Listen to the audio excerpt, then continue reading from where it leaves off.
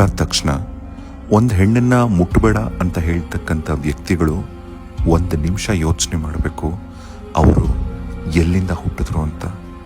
ಅದೇ ರಕ್ತದ ಮಡುವಿನಲ್ಲೇ ನಿಮ್ಮ ಜನನ ಆಗಿತ್ತು. ಹೆಣ್ಣಿಗೆ ಈ ಅಂಟು ಮುಟ್ಟು ಇದೆಲ್ಲ ಏನೂ ಅನ್ವಯಿಸಲ್ಲ. ಯಾಕಂದರೆ ಅವಳು ಅದೆಲ್ಲದಕ್ಕೂ ಮೀರಿ ನಿಂತವಳು.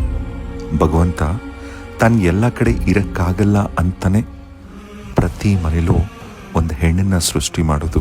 ಹೆಣ್ಣಿಗೆ, ಹೆಣ್ತನಕ್ಕೆ ನಿಜವಾದಂಥ ಅರ್ಥನೇ ಈ ಅದ್ಭುತವಾದಂಥ ಶಕ್ತಿಪೀಠ. ಅಸ್ಸಾಮಲ್ಲಿರ್ತಕ್ಕಂಥ ಕಾಮಾಖ್ಯ ಮಂದಿರಕ್ಕೆ ಒಂದು ಸಾರಿ ನೀವು ಭೇಟಿ ಕೊಡಿ, ನಿಮಗೆ ಗೊತ್ತಾಗತ್ತೆ ಹೆಣ್ಣು ಎಷ್ಟು ದೊಡ್ಡವಳು ಅಂತ. ಯಾಕಂದರೆ ಈ ಶಕ್ತಿಪೀಠದಲ್ಲಿ ಪೂಜೆ ನಡೆಯೋದು ಆ ದೇವಿಯ ಯೋನಿಗೆ. ಪ್ರತಿ ವರ್ಷ ಜೂನ್ ಜುಲೈ ತಿಂಗಳಲ್ಲಿ ನಡೀತಕ್ಕಂಥ ಅಂಬುಬಾಜಿ ಮೇಳ, ಇದೇ ಸಮಯದಲ್ಲಿ 4 ದಿನಗಳ ಕಾಲ ಈ ದೇವಸ್ಥಾನವನ್ನು ಸಂಪೂರ್ಣವಾಗಿ ಕ್ಲೋಸ್ ಮಾಡ್ತಾರೆ. ಕಾರಣ ಇದೇ ಸಮಯದಲ್ಲಿ ಆ ದೇವಿಗೆ ಋತುಸ್ರಾವವಾಗತ್ತೆ ಅಂತ.